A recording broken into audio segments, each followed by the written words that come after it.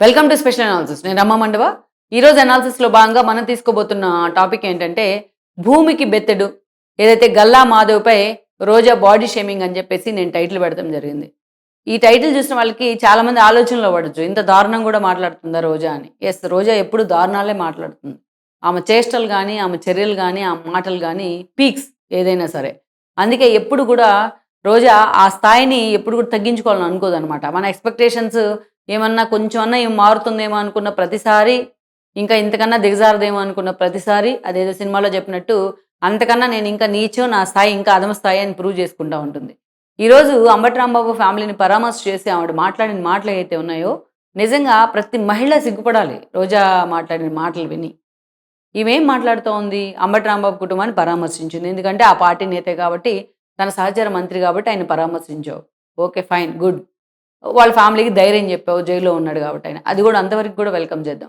So బయటకు వచ్చి ఆ ఫ్యామిలీ తరపున 2 ఓదార్పు మాటలు మాట్లాడగలరు కాబట్టి పక్కనే వరద కళ్యాణిని పెట్టుకొని 2 మాటలు మాట్లాడావు. దాన్ని కూడా వెల్కమ్ చేద్దాం.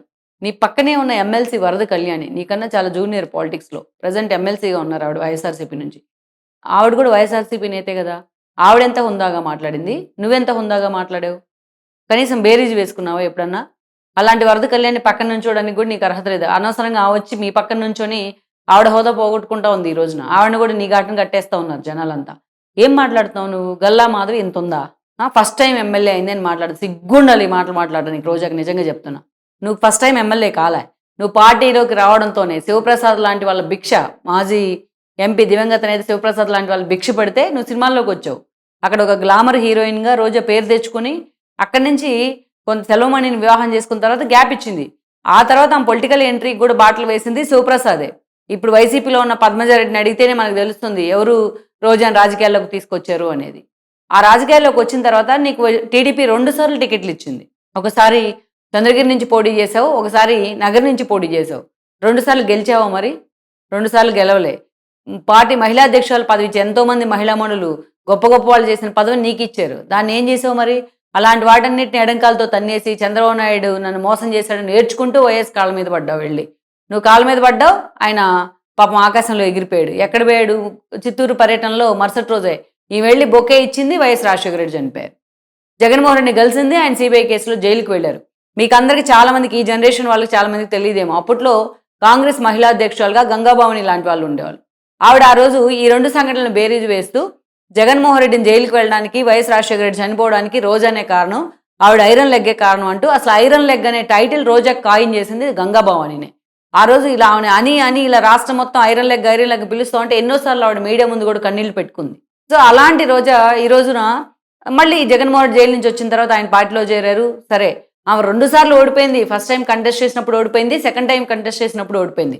వైఎస్ఆర్సీపీ నుంచి టికెట్ ఇచ్చిన తర్వాత 2014 ఎన్నికల్లో ఫస్ట్ టైం గెలిచింది ఆవిడ నగర్ నుంచి. తర్వాత 2019లో మళ్ళీ ఒకసారి గెలిచింది. మళ్ళీ మొన్నటి ఎన్నికల్లో అత్యంత ఘోరమైన పరాభవం. నగరి లాంటి ఒక కాన్స్టిట్యున్సీలో, ఒక టిపికల్ కాన్స్టిట్యున్సీలో 45,000 ఓట్ల తేడాతో భానుప్రకాష్ చేతిలోనే ఓడిపోయింది. ఇది కదా సిగ్గుపడాల్సిన సందర్భం. గల్లా మాధవి ఫస్ట్ టైం గెలిస్తే ఏంటి, సెకండ్ టైం గెలిస్తే ఏంటి? నీలాగా ఫస్ట్ టైం ఓడిపోలేదు, 2 సార్లు ఓడిపోలేదు ఆమె. ఫస్ట్ టైం టికెట్ ఇచ్చారు చంద్రబాబు నాయుడు ఆవిడకి. ఫస్ట్ టైం టికెట్ తీసుకున్న వెంటనే ఆవిడ గల్లా మాధవ్ గెలిచారు. ఈరోజు ప్రజల సమస్యలు తెలుసుకుంటా అంటూ ప్రజల మధ్యలోనే ఉంటా ఉన్నారు. తన మీద 1, 2 మధ్యలో విమర్శలు వస్తే కూడా వాటికన్నిటికీ కూడా ఆవిడ సమాధానాలు చెప్పుకుంటూ ఎక్కడికక్కడ తనకంటూ ఒక ఓన్ ఇండివిడ్యువాలిటీ క్రియేట్ చేసుకున్నారు ఆవిడ. చిలకలూరుపేటలో ఆల్రెడీ మాజీ మంత్రిగా చేసింది ఆవిడ, ఎవరైతే విడదల రజని, నీ కొలీగ్. అలాంటి విడదల రజనిని అక్కడ పనికిరాదని చెప్పేసి చిలకలూరుపేటలో పోటీ చేస్తాం, ఓడిపోతుందనే ఒక అంచనాతో, ముందస్తు సర్వేతో నీకు అవగాహన వచ్చి ఆమెను తీసుకెళ్ళి అక్కడ పోటీ పెట్టే ప్రయత్నం చేసావు గుంటూరు వెస్ట్లో గల్లా మాధవ్ మీద. పోనీ ఆవిడ గెలిచిందా? మంత్రినే ఓడించింది కదా గల్లా మాధవి ఫస్ట్ టైమే. ఫస్ట్ టైం ఏంటి? ఫస్ట్ టైం ఎమ్మెల్యే అయిందంటే, ఫస్ట్ టైం ఎమ్మెల్యే అయితే ఏంటి, సెకండ్ టైం ఎమ్మెల్యే అయితే ఏంటి? ఎవరు ఎమ్మెల్యే అయినా వెళ్ళేది ఆ చట్టసభలకే కదా. క్రెడిబిలిటీ కదా క్వశ్చన్. ఫస్ట్ టైం అయిందా, సెకండ్ టైం అయిందా అనేది కాదు కదా. మహేష్ బాబు సినిమాలో చెప్పినట్టు ఎప్పుడు వచ్చామన్నది కాదు, బుల్లెట్ దిగిందా లేదా అనేది.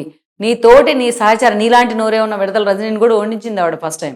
ఇంకోటి ఏంటంటే బాడీ షేమింగ్. ఆవిడ చాలా అసహ్యకరంగా ఉంది రోజా ఈ మాట మాట్లాడదు. మర్యాద వెనక్కి తీసుకోవాలని టీడీపీ శ్రేణులన్నా డిమాండ్ చేయాలి. ఇలాంటి మాటలు మాట్లాడుతూ ఉంటే ఇంత ఉందని చెప్తా ఉంది. హైట్తో పనేంటి, పర్సనాలిటీతో పనేంటి? గొప్ప గొప్ప నటులు, గొప్ప గొప్ప పేరు తెచ్చుకున్న వాళ్ళు, మహాత్మా గాంధీ ఇంతే ఉంటారు ఆయన. ఆ! చిన్న పంచె కట్టుకొని స్వాతంత్రం తీసుకొచ్చాడు మన దేశానికి. అందరూ అట్లా అక్కడి నుంచి మొదలుపెట్టుకుంటే ఇప్పటిదాకా ఎంతెంత చాలామంది ఇంతంతోళ్ళే ఎంతో ఇయ్యరు. ఇంతంటే ఏంటి నువ్వు ఆమెను బాడీ షేమింగ్ చేస్తున్నావా? నిజంగా చెప్తున్నా. అసలు ఈవిడ బరి తెగింపు అనే పదానికి అర్థాన్ని మార్చేసింది ఈవిడ నిజంగానే. ఇక్కడ మనం చూస్తే ఈమెకి ఫస్ట్ నుంచి కూడా వైఎస్ఆర్‌సీపీలో చేరిన తర్వాత ఎమ్మెల్యేగా అయిన తర్వాత ఆవిడకి ఆ రోజు ఆర్థిక సమస్యలు ఉన్నాయనే కారణాలతో జబర్దస్త్ ప్రోగ్రామ్‌ని ఒప్పుకుంది. అదొక దిక్కుమాలిన ప్రోగ్రామ్. ఏ రోజు కూడా మనం ఫ్యామిలీతో కూర్చొని చూసే ప్రోగ్రామ్ కాదది. దాన్ని ఎండార్స్ చేసే విధంగా, అందులో వచ్చిన బూతుల్ని ఎండార్స్ చేసే విధంగా ఈవిడ జడ్జి స్థానంలో కూర్చునేది. అలా కూర్చుని ఆ షోలో మనం చూస్తే ప్రతి ఒక్క అక్కడ వేసే పంచ్ గాని, వాళ్ళ పంచుల పేరుతో వాడే భాష గాని ప్రతి ఒక్కటి బాడీ షేమింగే. పక్కన ఉన్న యాంకర్ల మీద, తోటి మహిళల మీద, తోటి ఆర్టిస్టుల మీద భయంకరమైన బాడీ షేమింగ్‌తో నీ ముక్కు పొడుగ్గా ఉందనో, నీ మూతి పొడుగ్గా ఉందనో, ఇట్లా ప్రతి ఒక్కటి బాడీ షేమింగ్ చేస్తా ఉంటారు. ఎంత అసహ్యకరమైన బాడీ షేమింగో. జుగుప్సాకరమైన జోకుల కంటే ఎక్కువేంటంటే జబర్దస్త్ బాడీ షేమింగ్ ఉండేది ఎప్పుడు కూడా. అసహ్యకరమైన షో అది. అలాంటి షోకి ఈమె జడ్జిగా ఉండి ఈవిడకి కూడా అలవాటైపోయింది బాడీ షేమింగ్ చేయడం. ఈవిడికి ఎప్పుడు కూడా అలవాటే. గతంలో మనం చూస్తే 2015 నుంచి 2014 నుంచి 19 దాకా టీడీపీ అధికారంలో ఉన్నప్పుడు ఈవిడ స్టార్టింగ్ కొత్తగా గెలిచి అసెంబ్లీకి వచ్చున్నారు. ఈవిడ టీడీపీని టార్గెట్ చేసే క్రమంలో అసెంబ్లీ వేదికగా ఆ రోజు పీతల సుజాత లాంటి వాళ్ళు మంత్రిగా ఉన్నారు ఆవిడ. ఆ పీతల సుజాతను టార్గెట్ చేస్తూ ఆమె నడుమును చూపిస్తూ చాలా హావభావాలు చాలా అసహ్యంగా పలికించింది. అదేవిధంగా ఆ రోజు ఎమ్మెల్యేగా ఉన్న అనితని గురించి కూడా చాలా అసహ్యకరమైన కామెంట్స్ చేసింది ఆవిడ. ఈ ఈ హావభావాల కారణంగానే, ఇలాంటి బిహేవియర్ కారణంగానే 2 ఏళ్ల పాటు ఆమె అసెంబ్లీ నుంచి సస్పెండ్ అయింది. సుప్రీంకోర్టు గడప తొక్కినా కూడా సుప్రీంకోర్టు కూడా అది అసెంబ్లీలోనే తేల్చుకోమని చెప్పింది. కోడెల శివప్రసాద్ ఆ రోజు స్పీకర్గా ఉన్నారు, దివంగత నేత. అయినా సరే ఆమె మాత్రం ఆ బాడీ షేమింగ్ మాత్రం మారదు. ఆ తర్వాత మనం చూస్తే అటు లోకేష్ని, బ్రాహ్మణిని, పవన్ కళ్యాణ్ని, వాళ్ళ భార్యల్ని, అదేవిధంగా చూస్తే చంద్రబాబు నాయుడు ఎన్నిసార్లు ఎంత దిగజారుడు భాష మాట్లాడిందంటే అంత దిగజారుడు భాష మాట్లాడింది. ఆ రోజు ఏదైతే గోదావరి పుష్కరాల సందర్భంలో చంద్రబాబు నాయుడు అక్కడికి వెళ్తే వాళ్ళ భార్యాభర్తలు అక్కడ పూజ చేసి పక్కకు వచ్చిన తర్వాత యాక్సిడెంట్ అక్కడ తొక్కిసలాట జరిగి కొంతమంది భక్తులు చనిపోతే ఆ రోజు ఆమె పడి ఉన్నారు భువనేశ్వర్. ఆమె చేతికి కట్టుకొని ఉన్నారు. అయినా సరే పూజలో పాల్గొన్నారు సాంప్రదాయం ప్రకారం. అయినా సరే ఆమె చేతికి కట్టుకొని కుంటి చేతితో పూజ చేసింది. అందుకే అంతమంది చనిపోయారని వాగింది ఈ రోజు. ఇట్లా తనకు అవకాశం వచ్చినప్పుడల్లా ఆమె బాడీ షేమింగ్ చేస్తానే ఉంటుంది. ఈమె పెద్ద అప్సరస్ అనుకుంటుందా, లేకపోతే దేవేంద్రుడి దగ్గర నుంచి దిగొచ్చిన రమ్మ అనుకుంటుందా? ఇలాంటి మాటలు మాట్లాడడానికి రోజాకి కొంచెమన్నా ఇదనిపించట్లేదా? ఆ రోజు అంతే అఖిలప్రియ లాంటి వాళ్ళు మంత్రిగా ఉంటే ఆవిడ పద్ధతిగా డ్రెస్ వేసుకొని నీట్గా చున్నీతో నీట్గా అసెంబ్లీకి వస్తూ ఉంటే కొత్త కల్చర్ తీసుకొచ్చింది ఈమె అసెంబ్లీకి, డ్రెస్ వేసుకొని అసెంబ్లీకి వస్తూ ఉంటుంది అని మాట్లాడింది. ఆమె డ్రెస్ వేసుకొని వస్తుంది కదా, జీన్స్ వేసుకొని రాలే అసెంబ్లీకి. ఇంత దారుణంగా మాట్లాడతాం. బాడీ షేమింగ్ ఎప్పుడు కూడా ఇంత బాడీ షేమింగ్ చేయడం ఆమెకి ఇంకా జబర్దస్త్ కారణంగా ఈ బాడీ షేమింగ్ చేయడం అనేది చాలా కామన్ అయిపోయి చాలా ఎన్హాన్స్ అయిపోయింది. ఈరోజు నిజంగా ఫస్ట్ టైం ఎమ్మెల్యే అయింది. అంత సమర్థవంతంగా ఈరోజు తన మీద వస్తున్న దాడిని కూడా తిప్పుకొడతా ఉంది. అంత గట్టిగా వాయిస్ వినిపిస్తూ ఉంది. ఇంకా అట్లాంటి వాళ్ళని మనం ఎంకరేజ్ కదా చేయాలి. నిజంగా అవినీతి చేస్తానో ఏదైనా తప్పు చేస్తానో నువ్వు క్వశ్చన్ చేయి.